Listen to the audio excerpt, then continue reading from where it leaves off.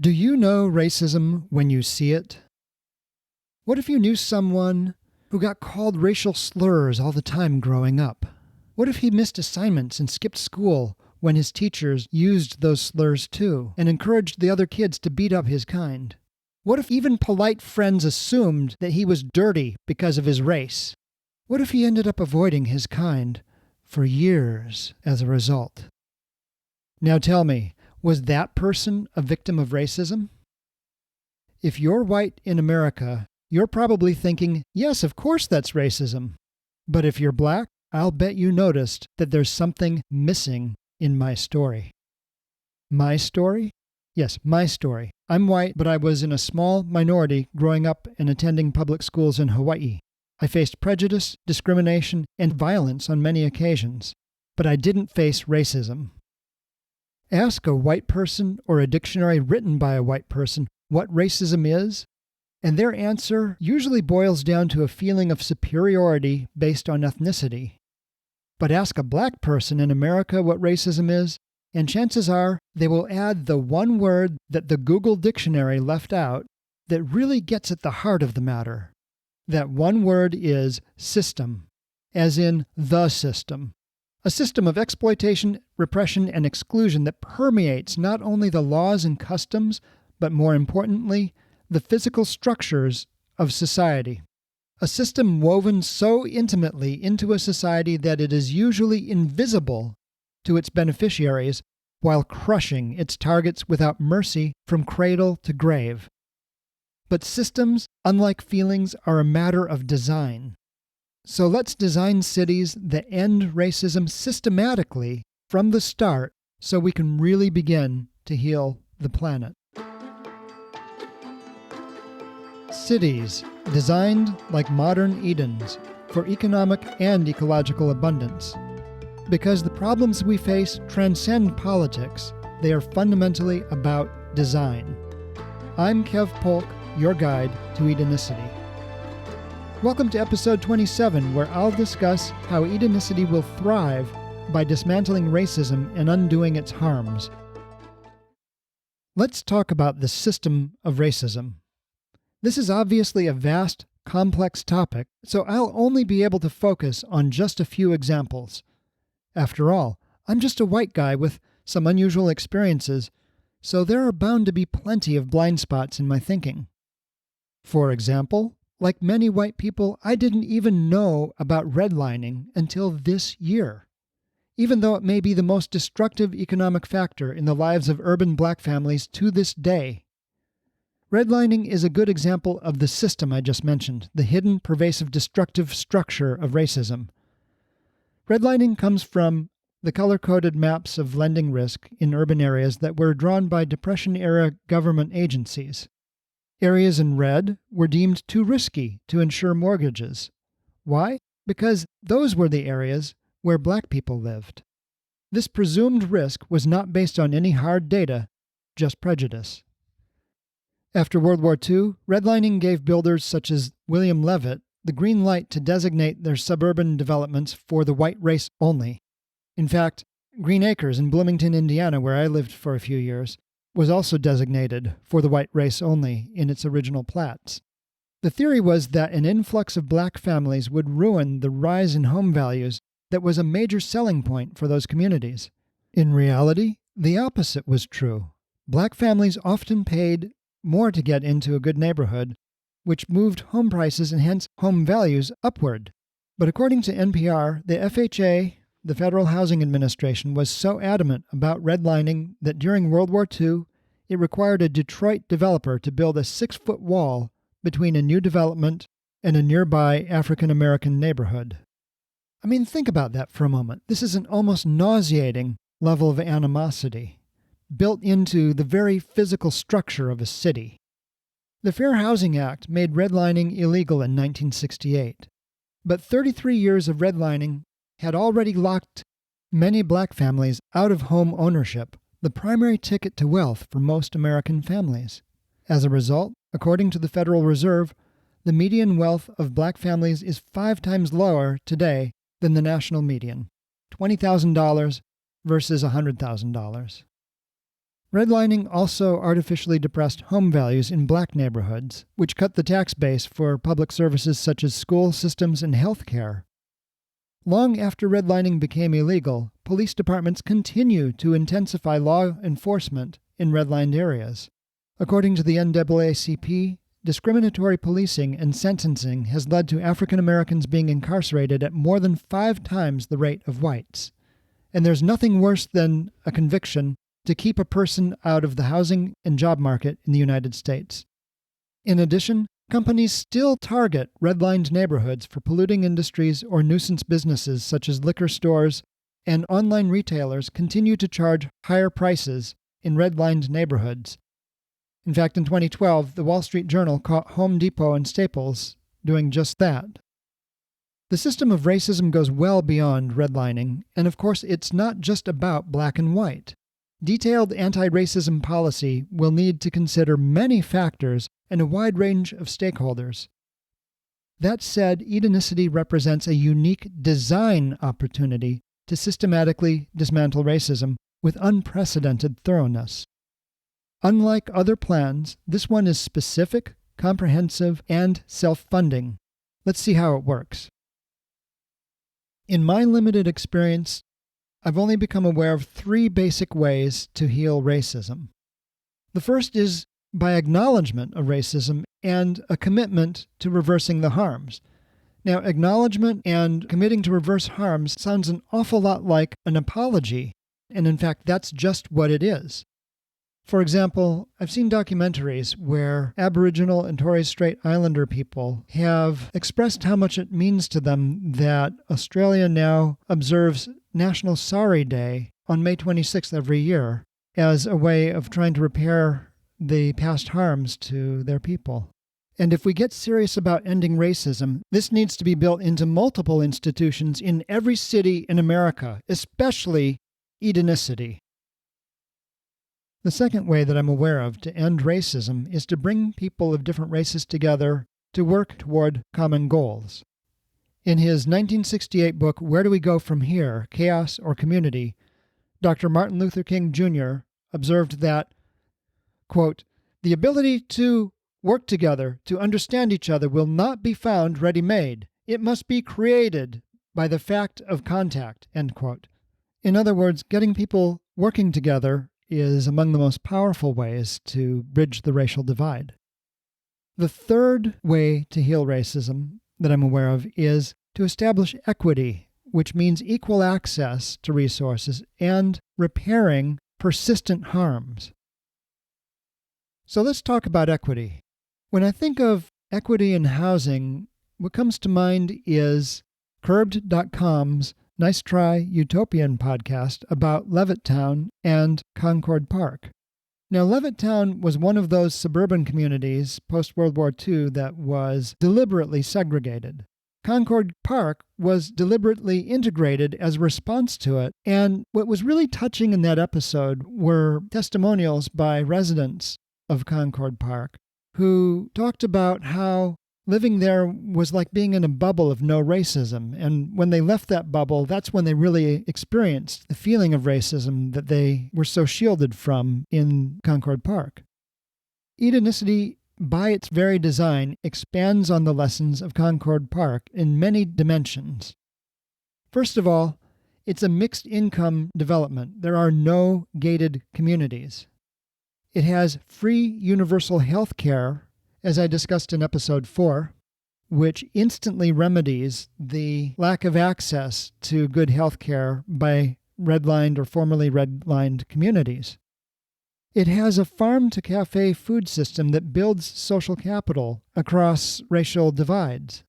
As I discussed in episode 11, the physical design involves joined-up housing or apartments with rooftop gardens, ground-floor cafes, and many local jobs and businesses.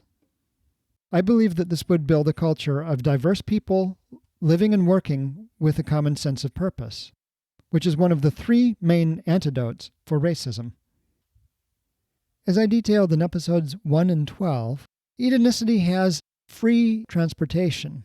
And this is a big deal practically everywhere in America where police departments pull people over for driving while black. And the end result is that 13% of Black American adults don't have a driver's license versus 5% of whites. So again, Edenicity would give everybody equal access to much better transportation than anyone enjoys now. Edenicity also would have free universal education, and this would be modeled after Finland's school systems, as I described in episode 22. As in Finland, all schools would be equal, providing true equal opportunity in education, and teaching would be a much better paid, higher status, and much more competitive profession with higher educational requirements than we're accustomed to in the States. Edenicity would have free universal basic income, as I discussed in episode 25. And this would allow everyone to take financial risks throughout their lives, not just those with big inheritance. And finally, as I discussed in episode 26, Edenicity would focus on restorative justice, resulting in at least a 90% overall reduction in incarceration. This would liberate resources for a much better trained police force. Instead of several weeks of training in an academy like we have in the States, training would be much more like in Norway, where you have a year of coursework, a year of internship, plus another year of coursework before you start your job as a police officer. So from healthcare to transportation to education to justice, you can see that the basic design of Edenicity addresses the first half of equity, which is to say, providing equal access to top-quality basic services for everyone. Now let's address the second half of equity, which is reparations for persistent harms.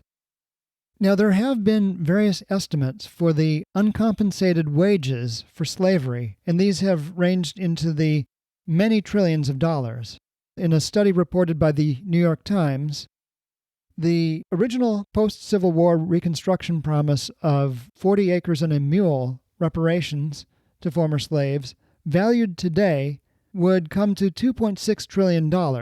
Now, if you divide that by 30 million descendants of ex-slaves, that would amount to $80,000 per person.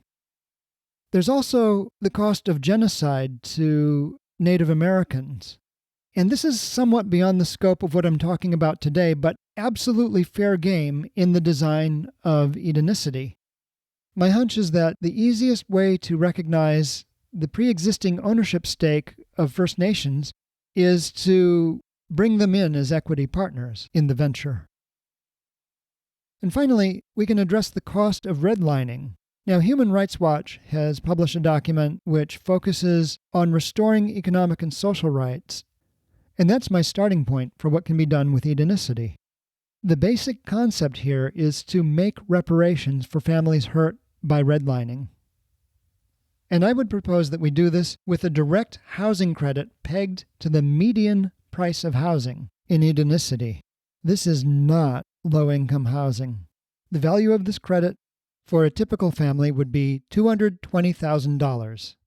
Multiply that by 17 million Black families, and it comes to $3.9 trillion, which is already slightly more than anything that we've been talking about. But when you consider that Social Security and other safety nets were originally conceived to exclude people of color, I think it's fair to add the value of universal basic income to what we count in our total reparations package. Now, to vest in a universal basic income would cost about $490,000 per family. So when you add housing and universal basic income together, you get $710,000 per family, or $12.5 trillion for the total package. This is by far the most ambitious reparations proposal that has ever been made. Now, in practice, it would be more complicated because it would probably prorate according to the case-by-case damages done by redlining, and also include other people of color who have been hurt by redlining as well. But the exciting thing to me is that this gigantic reparations proposal would have only a modest impact on construction margins, meaning that you can still sustain a business case in the private sector for making total reparations for redlining. Now, my business numbers are proprietary, but I will say that when we consider the realities of inequality and mixed income development, which I'll discuss in episode 34, the numbers hold up really well for the developer, even with total reparations for redlining. Now, of course, it's likely that a more involved political process will have to set the different housing credits for different circumstances. And in order to build the right housing mix, this needs to be decided pretty early on in the development of Edenicity. But it's a thrilling opportunity, and it's more than that. Dismantling racism systematically also provides enormous economic benefits and ecological benefits. Let's start with the economic benefits. In episode 25, I talked about how the way anyone succeeds in our lottery economy is by being able to take risks multiple times in their lifetime, and how families without significant wealth simply do not have the cash reserves to take those risks. As a result, we've missed out on countless talents as vast as J.K. Rowling and Steve Jobs and Elon Musk and other people who could have really made a difference in our world. And what Edenicity does through its design and through the housing reparations is instantly increase the number of people who can take risks in society by 14% or more. Diversity is profitable. We need people to think different, as the Apple computer ad campaign used to encourage us to do. And after lifetimes of not being able to conform, these new economic players will think differently. I have personal experience with this in two ways. First, when I attended Princeton University in New Jersey, suddenly I looked like the majority of people for the first time in my life. So for the first time, I was expected to act like everybody else. But culturally, I was nearly as different as my third or fourth generation Asian American classmates from Hawaii. Because I didn't even know how to conform, independent thinking was like breathing for me. Second, much later, while working for the Planetary Society, I met the brightest minds I have ever encountered. This was in South Central Los Angeles in 1999, 7 years after the Rodney King riots. I drove through miles of graffiti, shattered pavement, stripped and burned cars up on blocks, houses with bars in the windows, and pit bulls in yards fenced with razor wire. I pulled up to a boys and girls club that was like an oasis. Inside, I met a couple dozen Black and Hispanic middle schoolers and spent a few afternoons with them building Lego Mindstorms robots and talking about an upcoming Mars probe. The questions they asked were by far the best I've encountered in many years of public outreach to schools from kindergarten through grad school. The performance of their robots was literally off the charts. This one girl helped a boy whose robot was not working the way he wanted by tearing it down and basically rebuilding it with a design that didn't resemble his or hers, but worked within a couple of minutes. I mean, I've never seen such engineering and science skill in anyone so young in my life. These are the minds I'm talking about that the systems of racism have wasted for centuries. When we deal millions of people who by birth cannot be conformists into the economy, we vastly expand what's possible in the realm of innovation, and we will all live richer as a result. Now let's look at the ecological benefits of dismantling racism in Edenicity. People of color are more environmentally aware because redlining has disproportionately brought more environmental problems into their communities. Marine biologist Ayanna Elizabeth Johnson makes the point that 57% of Black Americans are concerned about climate versus 49% of white Americans. But, according to her, quote, "We are spread too thin. How can we expect Black Americans to focus on climate when we are so at risk? We can't expect people to do it all. We need all hands on deck at this moment," end quote. So ending racism is critical to successfully solving the problem that Edenicity was designed to solve in the first place.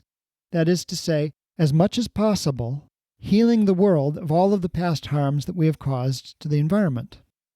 Racism is an institutional tool that has been wielded by businesses and politicians for centuries to divide and conquer their workers and their rivals. There's a lot of short-term money to be made dividing interest groups by race or income or social status or urban versus rural. That's why the overarching strategy of Edenicity is to integrate housing with gardens, city with country, and the incredible diversity of human existence for the benefit of each other and the planet. Bringing all these things and people together with the economic power to thrive and the ecological efficiency to survive is what will make Edenicity that beautiful place that heals the world. Imagine living in that place and getting to know your neighbors and benefiting from their diversity in a place free of fear. That's what Edenicity is all about. If you enjoyed episode 27, please be sure to subscribe so you don't miss a show. And don't keep it a secret. Please let your friends know about Edenicity. Be sure to join me next time when I'll discuss how Edenicity addresses the divide between city and country life. I'm Kev Polk, and this has been Edenicity.